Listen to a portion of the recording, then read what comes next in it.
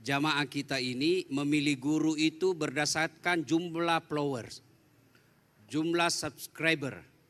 Meskipun pemahaman agamanya dangkal, tapi pengikutnya 40 juta, itu yang diikuti. Padahal ini adalah pilihan mengikuti hawa nafsu. Jadi bagaimana memilahnya? Pertama kalau saya ya, pertama lihat latar belakang pendidikan. Itu latar belakang pendidikan. Ada saya melihat di medsos saya baca, karena biasa saya istilahkan maha benar netizen dengan segala komentarnya. Ya kan? Dia memaki-maki Profesor Dr. Quraish Shihab yang hidupnya hampir lebih dari setengah belajar tentang Al-Quran. Lalu dibantah oleh yang baru belajar agama hijrah baru 2 bulan, hanya modal jenggot dan celana jingkrang.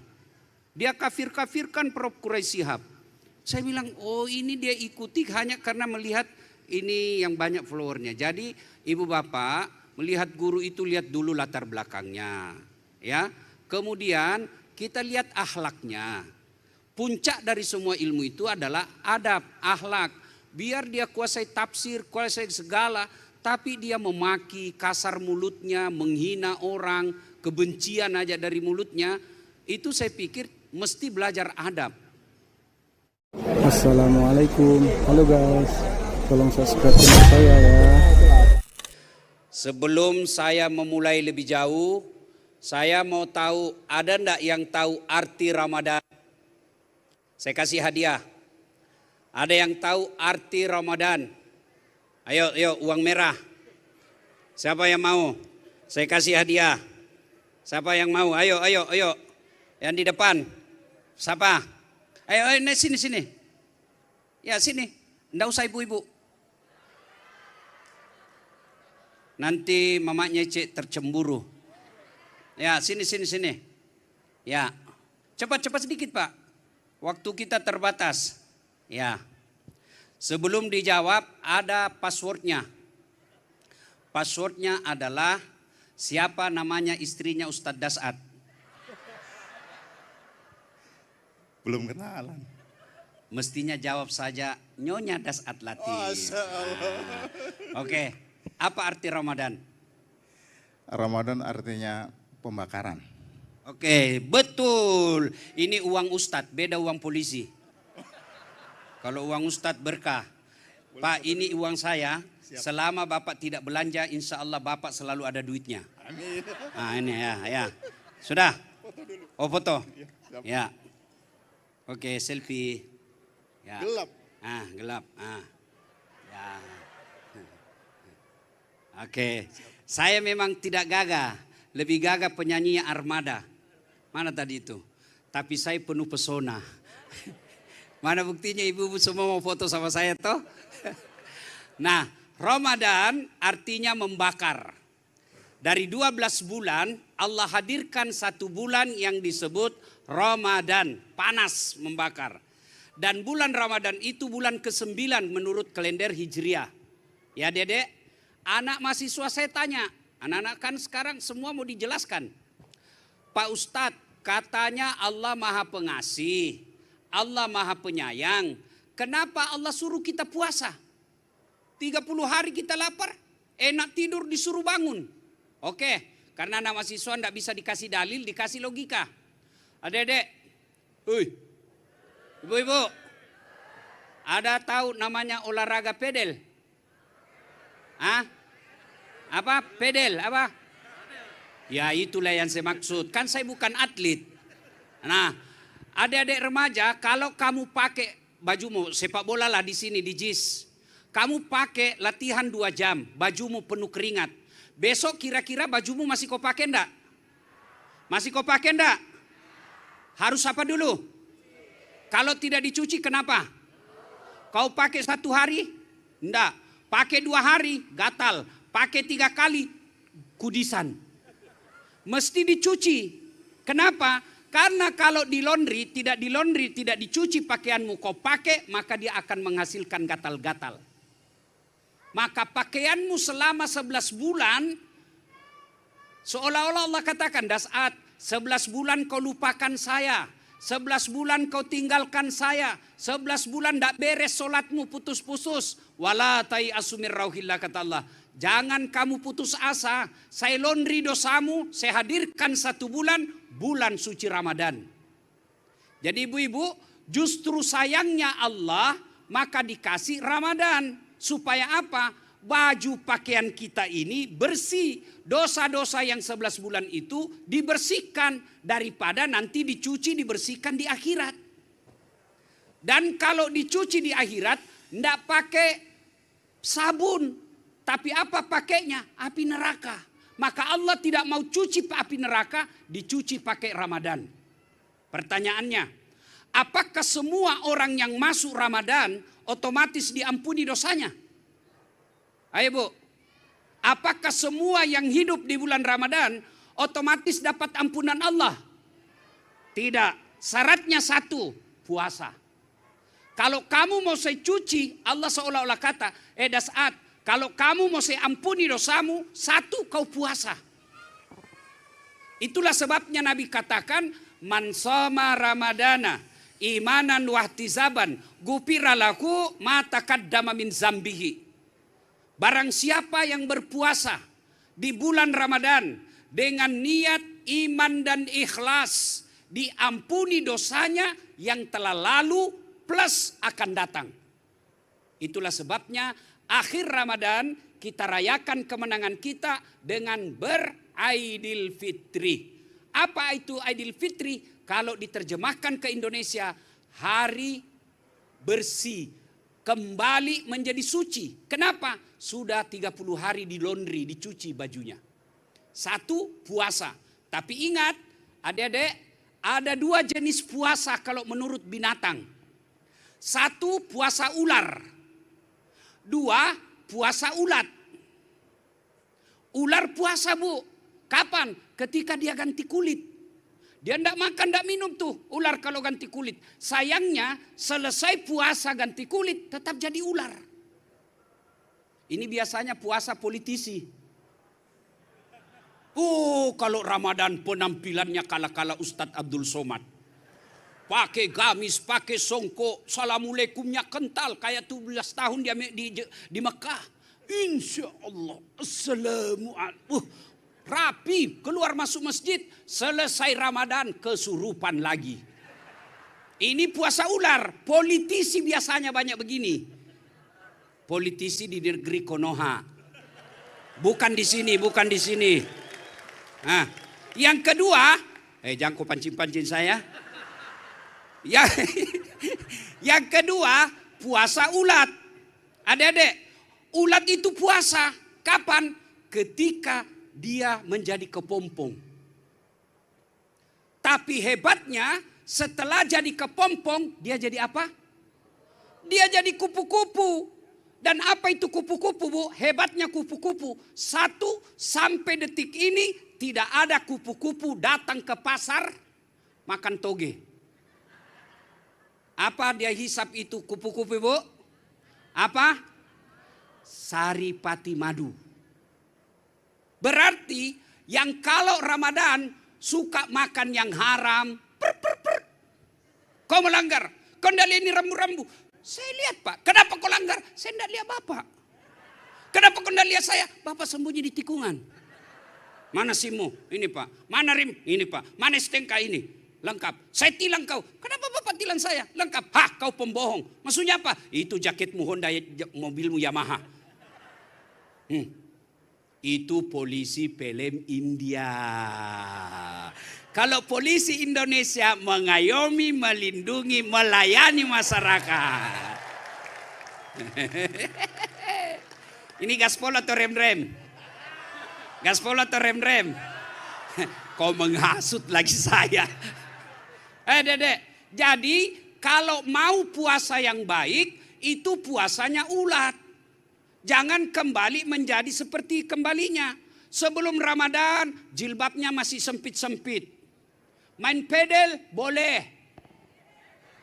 Mau saya dong. Boleh. Tapi ibu-ibu jangan campur sama laki-laki. Ini Olahraga boleh deh. Islam tidak melarang perempuan olahraga. Tapi jangan campur lakinya orang. Pakai jilbab. Betul dia pakai jilbab. Masalahnya jilbabnya sempit. Apa sih itu celana itu yang melengket di sini? Apa namanya itu, Bu? Ya, legging. Dia tipis betul. Warnanya lagi warna kulit. Waktu masih begini ada roknya. Tapi sampai di sini roknya. Waktu masih berdiri aman. Begitu pungut bola. Hancur amal kami. Maka orang yang main olahraga seperti ini, tadinya sebelum puasa, keluar Ramadan, puasanya sudah jilbabnya longgar. Itu yang disebut mau mendapat ampunan. Kalian anak muda, kalau Robi sepeda boleh. Tapi jangan pula kau pakai celana yang sempit betul. Sampai kelihatan. Jangan ketawa, saya serius ini. Dia bilang tidak ada nafsu, lihat. Hati-hati. Sekarang banyak laki-laki nafsu sama laki-laki. Ya, maka waktu sebelum puasa, dia pakaiannya sempit-sempit. Saya sepeda juga, pakai longgar. Orang bilang, enggak matching. Enggak ada urusan matching atau tidak. Yang penting saya nyaman. Dan tidak melanggar syariat. Jadi adik-adik, boleh kau sepeda, tapi jangan pakai yang pakaian seperti itu.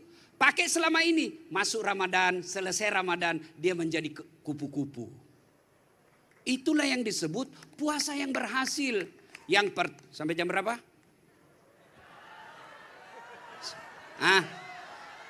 Ibu-ibu, puasa boleh ibu. Tapi sayangnya banyak puasanya hanya menahan lapar dan minum.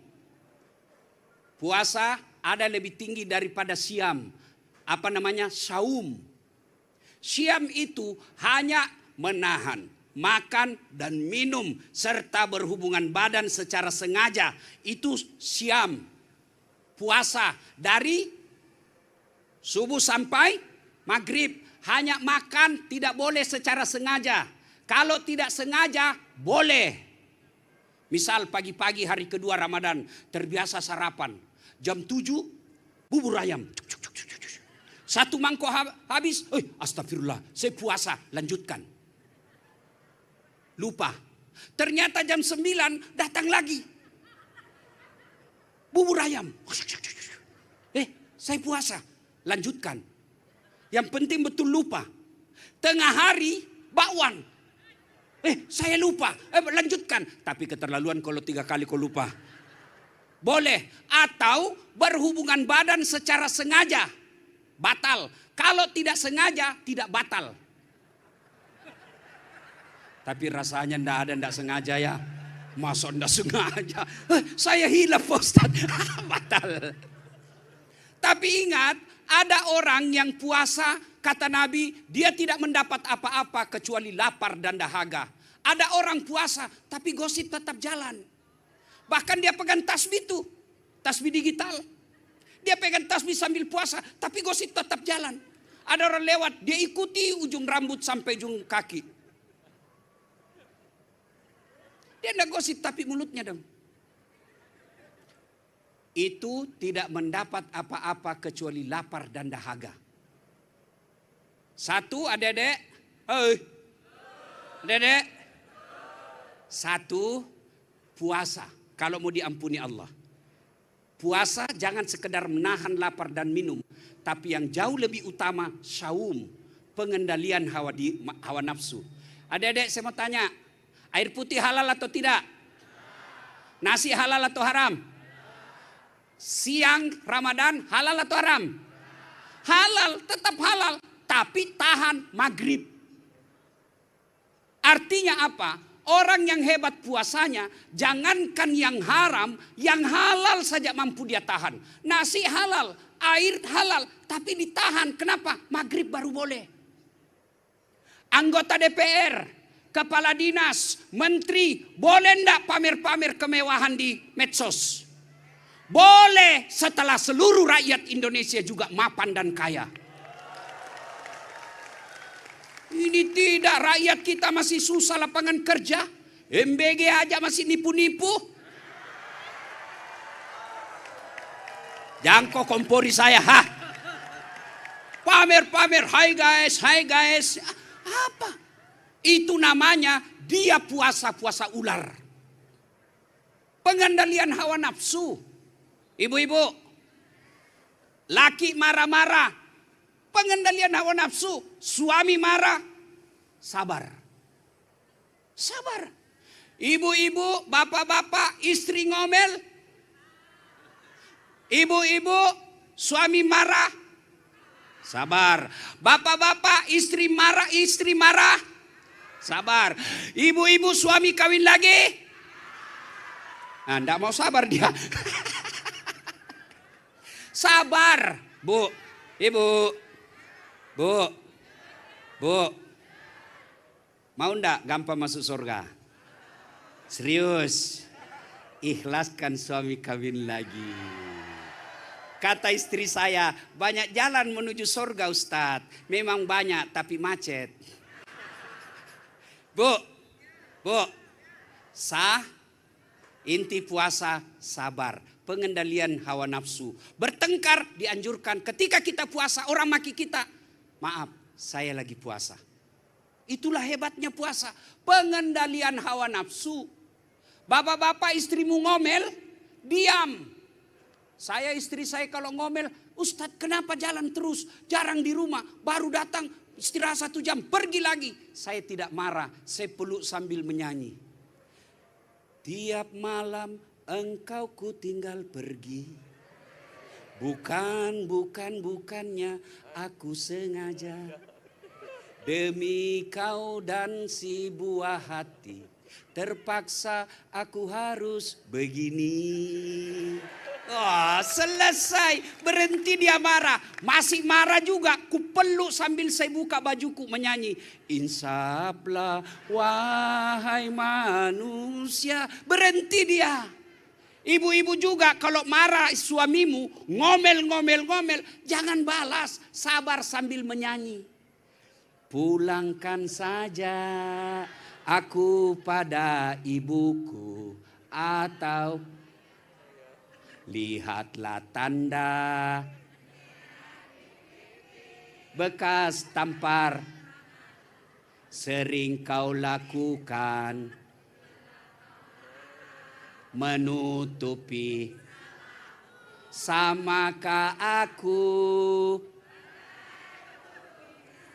yang dijual hingga sesukamu?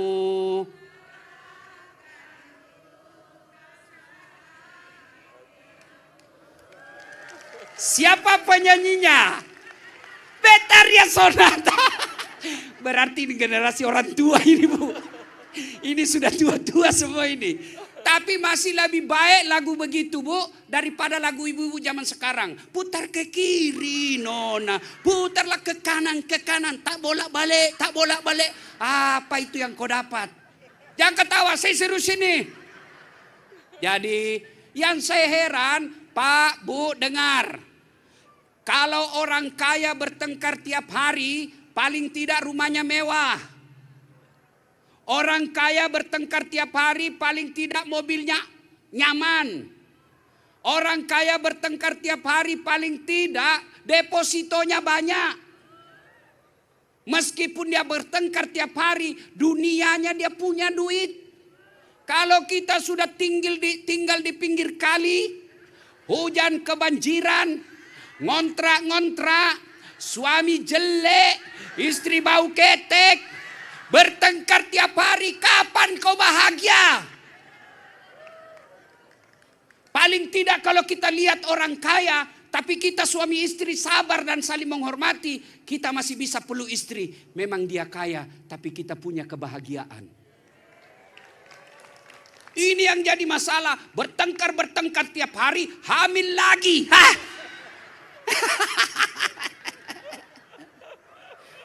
Satu buah. Jadi, Bu, kalau orang berhasil puasanya, suami istrinya pandai pengendalian hawa nafsu. Istri marah, kita suami diam. Dan ibu-ibu, Pak, ini rahasia. Ini bapak-bapak nih rahasia kenapa perempuan suka ngomel. Jangan kasih tahu yang tidak datang ya, ini rahasia. Kata Nabi, 2 penyebab perempuan suka ngomel. 1, jarang dipuji. Langsung dia bilang betul. Iya toh? Maka dalam Islam untuk memuji istri boleh bohong. Kau makin cantik sayang. Meskipun dia tahu kita bohong, dia tetap senang. Yang jadi masalah, istrimu jarang kau puji, tetanggamu selalu kau puji.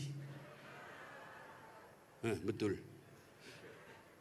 2, perempuan suka ngomel karena jarang kamu kasih hadiah. Coba, kasih hadiah.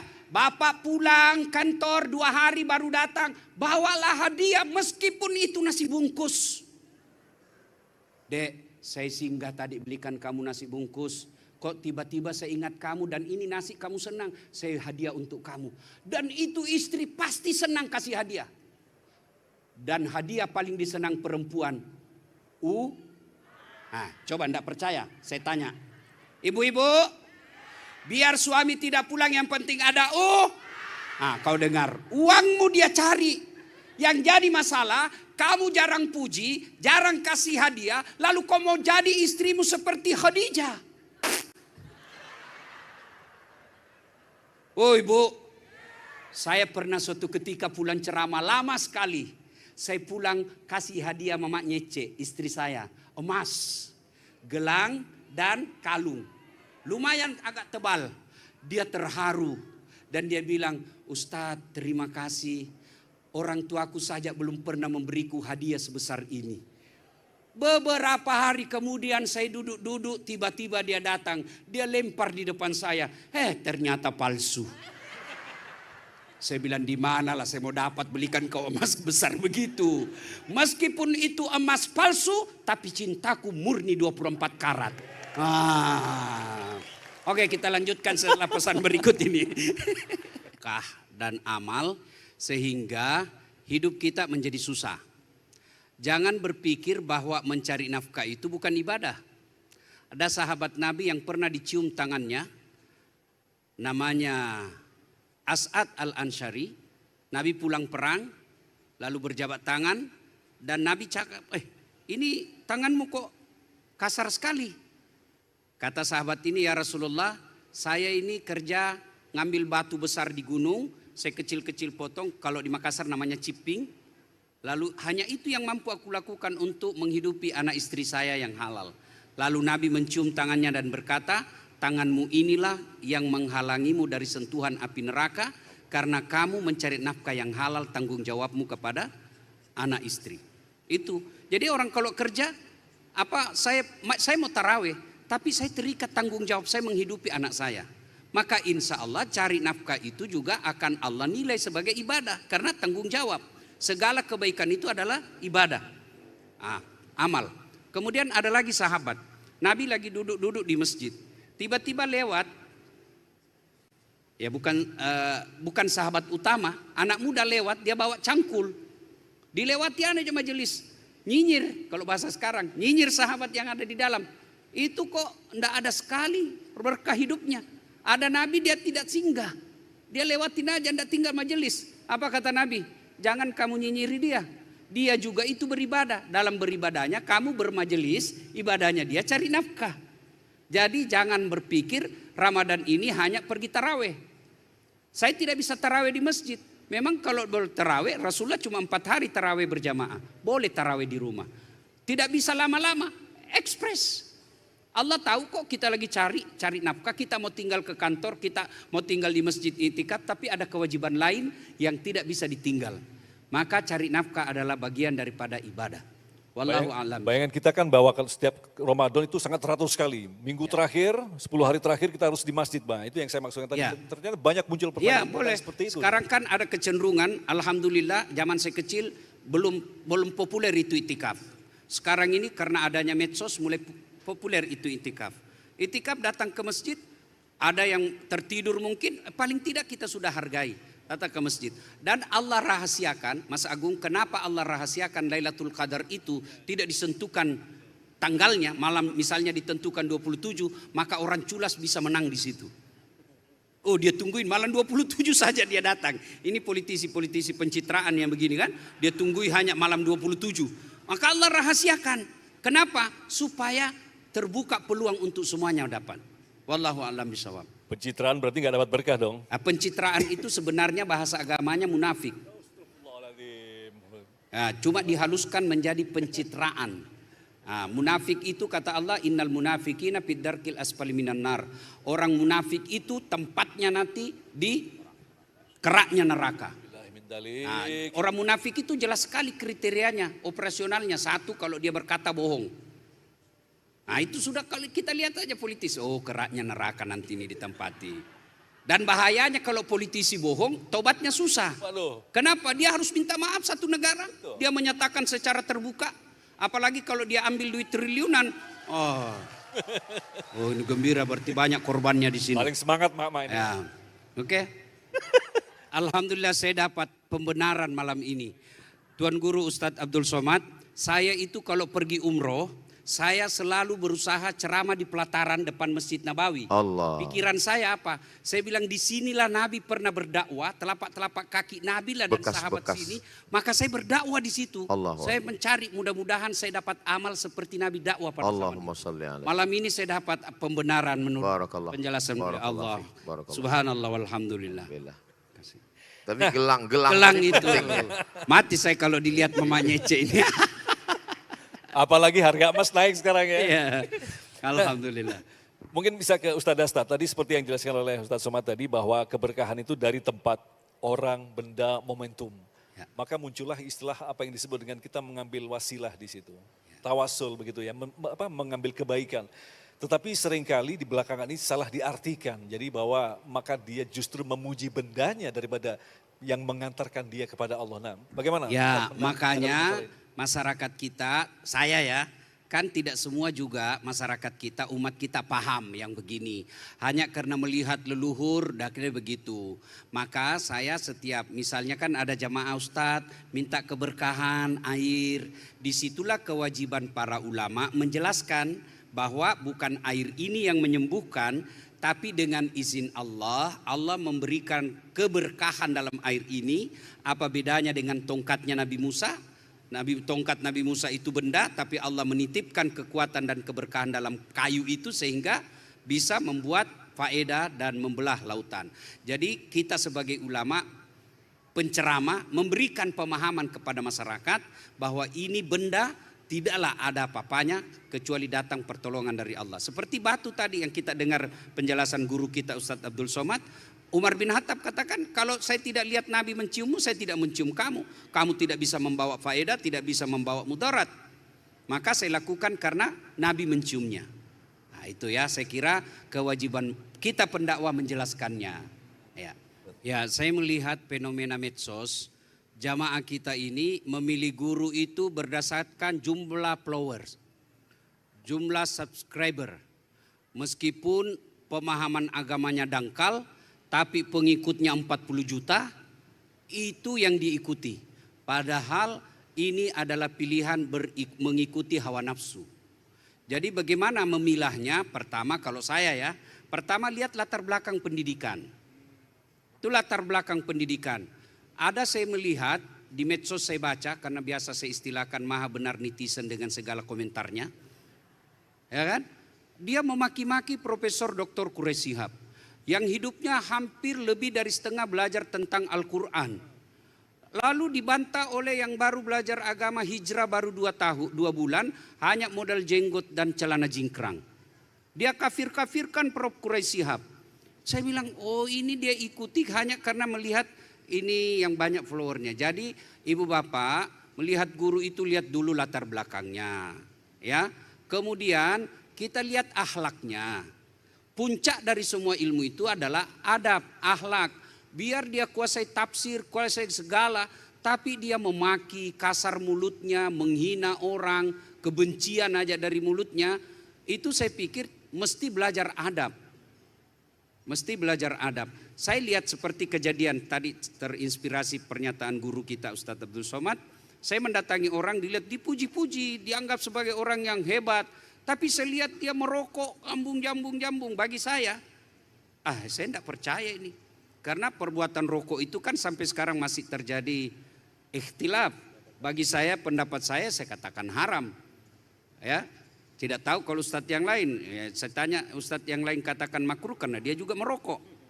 Saya lihat, saya tidak terlalu memuliakan karena dia depan umum terang-terangan merokok. Maka pudar langsung karena saya lihat salah satu adab etika adalah kalau ada orang berpendapat bahwa itu haram, kita hargai pendapatnya dengan tidak melakukan dia di depannya. Nah itu saya lihat, gugur saya punya penilaian buat dia. Ya. Saya bahkan pernah melihat, saya tidak usah sebut, orang yang diakui hebat ilmunya di salah satu provinsi, saya datang dan saya lihat memang cincin saya tiba-tiba hilang.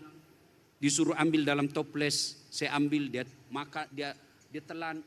Lama-lama dia bilang ambil lagi, ada lagi. Dan saya lihat Ramadan waktu itu, kita selesai tarawih, kita cerita sampai jam 2 dini hari. Tiba-tiba dia berdoa keliling rumahnya, muncul duit di depan. Kira-kira kalau diuangkan itu sekitar 5 miliar jatuh, tak muncul. Nah itu saya dapat tambahan ilmu lagi, itu adalah wali setan. Dia cuma karena saya ini banyak noda dan dosa sehingga yang tadi dicontohkan bisa dilihat gurunya bahwa ini keledai, itu sudah hijabnya tidak terbatas lagi. Karena saya masih banyak noda, saya tidak tahu. Tapi saya yakin bahwa itu pakai kekuatan jin. Ada nih Mas Agung, Silakan. saya melihat fenomenanya. Jamaah kita setelah dengar dakwah, dia menjadi juri.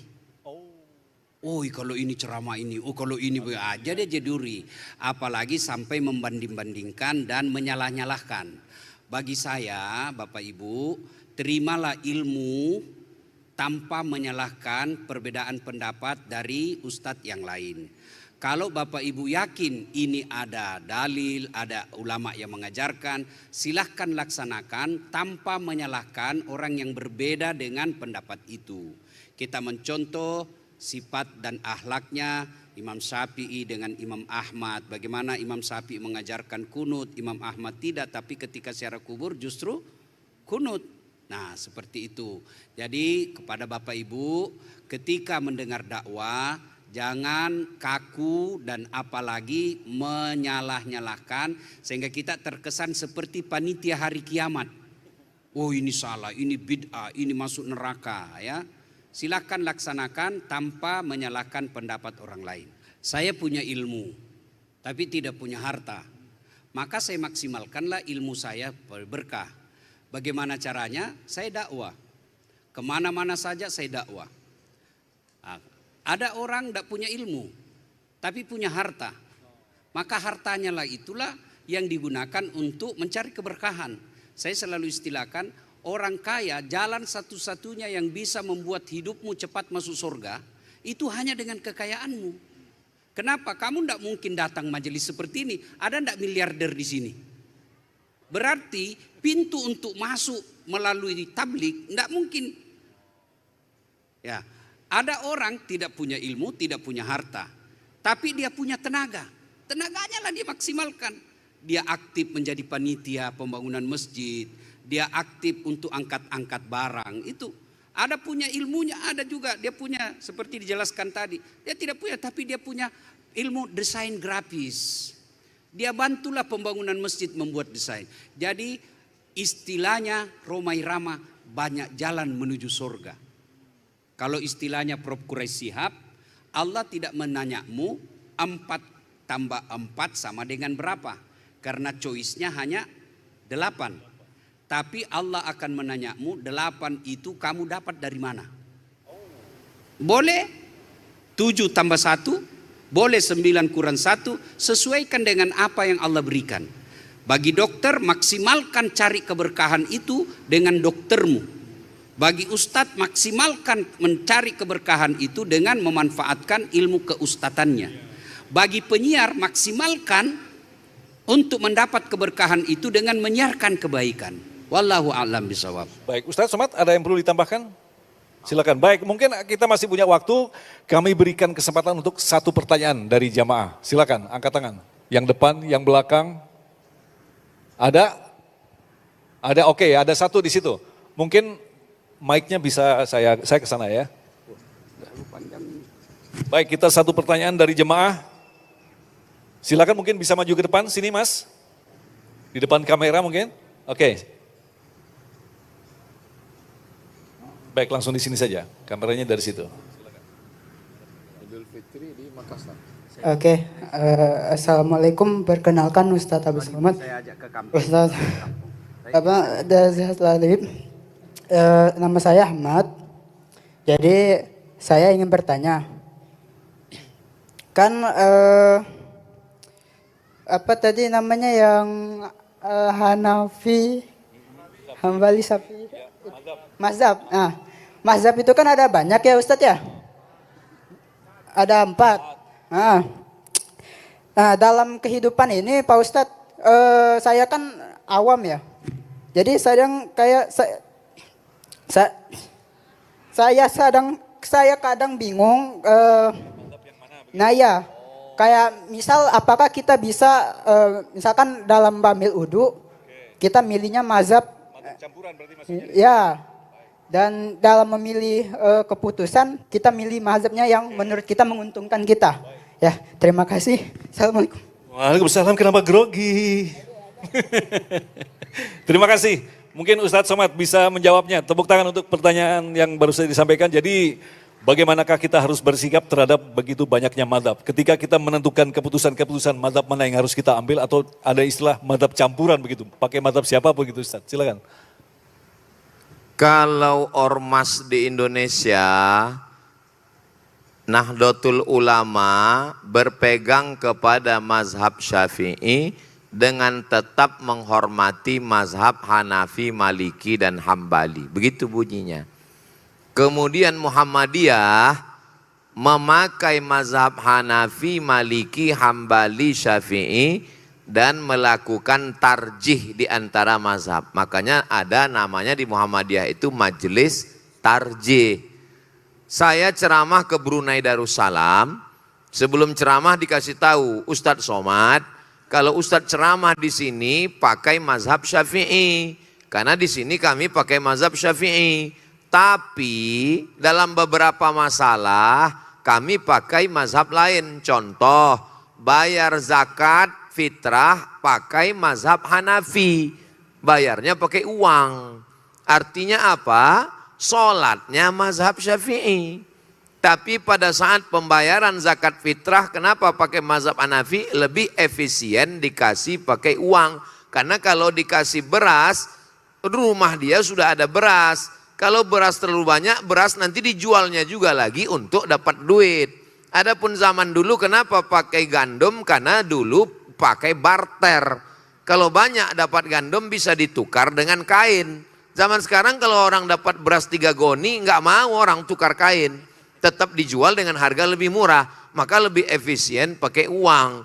Dan ada hadis pendukungnya dalam mazhab Hanafi. Ughnuhum lihadzal yaum. Buatlah mereka mampu hari ini. Membuat mereka mampu itu tidak hanya dengan beras, tapi juga dengan uang. Nah, kalau tidak terdesak betul, jangan pindah mazhab. Kenapa? Karena kalau kita mencela-mencela pindah-pindah itu nanti ujungnya mempermain-mainkan mazhab, namanya tatabbu' rukhas. Tatabbu' rukhas ngambil yang enak-enaknya, rusak nanti niat lillahi ta'alanya. Ambil contoh begini. Ustadz, kemarin saya nikah nggak pakai wali. Kenapa kau nggak pakai wali? Karena saya pakai mazhab Hanafi. Dalam mazhab Hanafi perempuan bisa menikahkan dirinya. Udah, dia bilang enggak pakai wali, dia pakai Hanafi. Udah, pas malam kok enggak sholat witir? Menurut mazhab Hanafi kan sholat witir wajib. Saya Syafi'i Pak Ustadz. Kemarin tapi kau waktu nikah tuh kau pakai Hanafi. Enggak masalah witir nih saya. Ini. Udah, habis itu dia sentuhan sama istrinya. Kau enggak wudhu lagi. Saya Hanafi. Karena bersentuh itu kalau enggak, makna bersentuh itu enggak batal. Yang batal itu maaf, kalau jima baru batal, kalau bersentuh enggak batal. Oh iya. Terus pas kurban, rapat kurban. Kurban dalam mazhab Hanafi wajib. Kau kan Hanafi kan? Iya, enggak kurban. Saya Syafi'i Ustaz. Sunat muakkad. Itu namanya tatabbu' rukhas. ngambil enak-enaknya aja, padahal kita beribadah ini tujuannya wa ma umiru illa liya'budullah mukhlishina lahuddin. Kesimpulannya, beribadahlah satu mazhab, tapi dalam beberapa hal yang memang darurat atau ada maslahat, boleh ambil contoh tentang zakat fitrah tadi. Wallahu a'lam. Baik, terima kasih guru-guru yang kita cintai yang telah memberikan ilmu yang sangat luar biasa sekali. Tepuk tangan sekali lagi untuk Ustadz Dasat Latif dan Ustadz Abdul Somad yang insya Allah akan terus diberikan ilmu, diguyurkan ilmu oleh Allah sehingga kita terus menantikan hikmah-hikmah dari apa yang telah disampaikan tadi.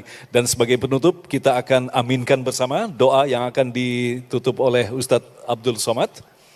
Untuk itu kami persilakan Ustadz dan kita aminkan insya Allah apa yang dapat kita dapatkan di malam hari ini tentunya ilmu yang bermanfaat akan menjadi panduan bagi kita untuk memperbagus kualitas daripada keimanan kita. Silakan Ustadz. Astaghfirullahalazim, astaghfirullahalazim, astaghfirullahalazim alladzi la ilaha illa huwal hayyul qayyum wa atubu ilaih.